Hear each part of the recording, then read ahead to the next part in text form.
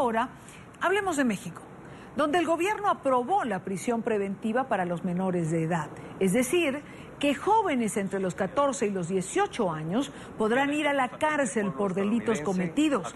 La Suprema Corte de Justicia de la Nación ha determinado que los menores podrán permanecer detenidos por un periodo de hasta 5 meses, mientras se determina si son culpables o inocentes. En México, alrededor de 17,000 menores de edad cometen delitos cada año. De estos, unos 4,500 son privados de su libertad por incurrir en delitos graves. Quiero saludar a Juan Martín Pérez, él es director ejecutivo de la Red por los Derechos de la Infancia en México. Muy buena tarde, bienvenido a la NTN 24. Muy buenas tardes, gracias por este espacio y la oportunidad de conversar contigo y con tu público. No, gracias por siempre estar atento a nuestra llamada. Empecemos por la Comisión Nacional de Derechos Humanos. Critica la medida, alegando que atenta contra la presunción de la inocencia. ¿Cuál es la posición de la Red por los Derechos de la Infancia, la cual usted dirige? Compartimos con la Comisión Nacional de Derechos Humanos que esta figura que incorporó el Poder Legislativo el año pasado en la Ley Federal de Justicia para Adolescentes se presta a un uso inapropiado de la privación de libertad. Hay que tener presente que, a diferencia del mundo adulto, donde el uso de la cárcel forma parte de las definiciones del sistema judicial, en el caso de las y los adolescentes en conflicto con la ley, el internamiento, y por eso noto e insisto en que una cosa es prisión y otra cosa es internamiento. En el segundo caso, internamiento para adolescentes, tiene un carácter reeducativo. A diferencia de los adultos, con las y los adolescentes no estamos castigando, sino estamos reconociendo que por su condición de edad, su proceso de desarrollo, la falta de protección oportuna de las autoridades, de las familias y la comunidad, muchos adolescentes se ven implicados en hechos delictivos y no tienen que ser castigados, sino reeducados. Esta noción es muy importante tenerla clara, porque generalmente es lo que genera confusión y se piensa que la acción de los jueces que atienden adolescentes es como pensar en cárceles chiquitas, y no es esa noción. Por eso es que la Comisión Nacional colocó esto. Hay que tener presente que en México tenemos aproximadamente, y de manera muy conservadora, 30,000 adolescentes que son víctimas de reclutamiento forzado o narcoexplotación.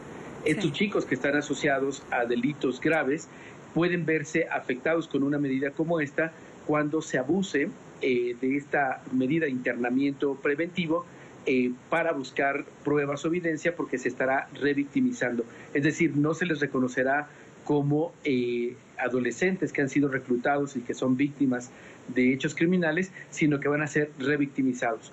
Nuestro país ha recibido ya sendas recomendaciones por la Comisión Interamericana de Derechos Humanos, el propio Comité de Derechos del Niño de Naciones Unidas, que ha señalado que nuestro país tiene que reconocer la existencia del reclutamiento forzado, desarrollar medidas de desvinculación, es decir, salvoconductos para que estos adolescentes puedan escapar y ser protegidos. Y esto no existe todavía en México, y esta medida que hoy la Suprema Corte de Justicia vuelve a reforzar, con alta probabilidad puede ver, revictimizados a muchos adolescentes que ahora mismo son víctimas de grupos criminales. ¿Cuáles serían los delitos por los que los menores quedarían privados de su libertad temporalmente? Hablan de delitos graves como terrorismo, una cosa totalmente absurda. O sea, las y los adolescentes no son terroristas en sí mismos, son víctimas de reclutamiento de grupos terroristas, que no es el caso mexicano, pero este tipo de tipos penales o de nociones que se crearon en el Poder Legislativo que no corresponden con la realidad mexicana. También se habla, por ejemplo, de secuestro, de homicidio, de violación y de portación de arma de uso exclusivo del ejército, entre otros delitos graves.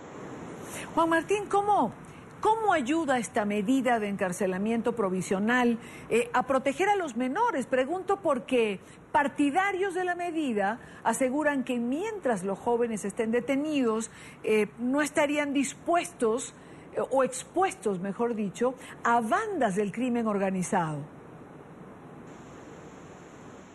Esto es totalmente equivocado. La demostración en México y en todos los países de América Latina es que los grupos criminales cada vez tienen más control de las cárceles.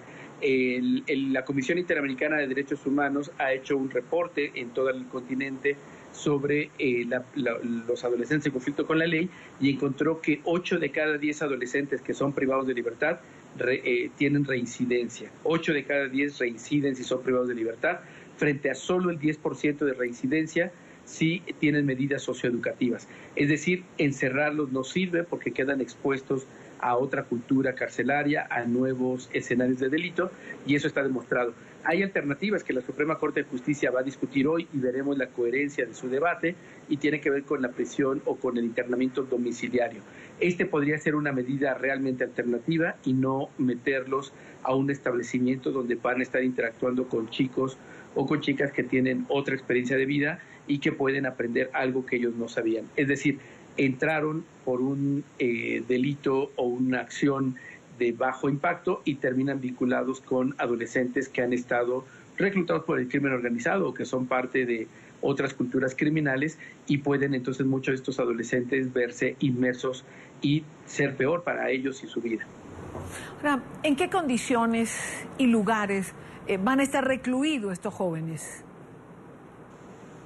Ese es otro de los grandes temas pendientes. O sea, nuestro país tiene un déficit de espacios de atención profesional a adolescentes en conflicto con la ley. Lo que ahora existe, y de manera reciente la Comisión Nacional de Derechos Humanos documentó, es que son lugares de hacinamiento donde se les tortura, donde viven tratos crueles y humillantes, y de tal manera que esta noción de el internamiento preventivo va en contrasentido de lo que el propio diagnóstico de la Comisión Nacional de Derechos Humanos ha mostrado recientemente.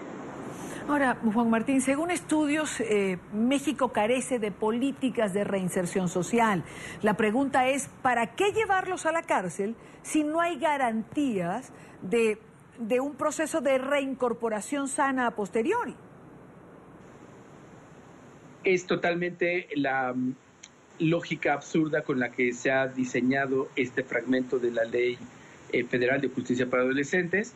Es tristemente la secuencia de ideas y de cultura jurídica en la que se fue la Suprema Corte de Justicia, porque aquí el tema de fondo no es si era constitucional o no, sino si está en el estándar internacional y está atendiendo las recomendaciones internacionales que México ha recibido. Y los ministros tristemente se quedaron en una revisión de letra corta hacia lo que dice nuestro texto constitucional, que hay que reconocer no es el más moderno en este apartado, y no tomaron en cuenta las distintas recomendaciones de organismos internacionales que ha recibido México en los últimos años. Quiero darle las gracias a Juan Martín Pérez, director ejecutivo de la Red por los Derechos de la Infancia en México, por haber estado con nosotros en la tarde. Mil gracias. Cuídate mucho. Bye bye.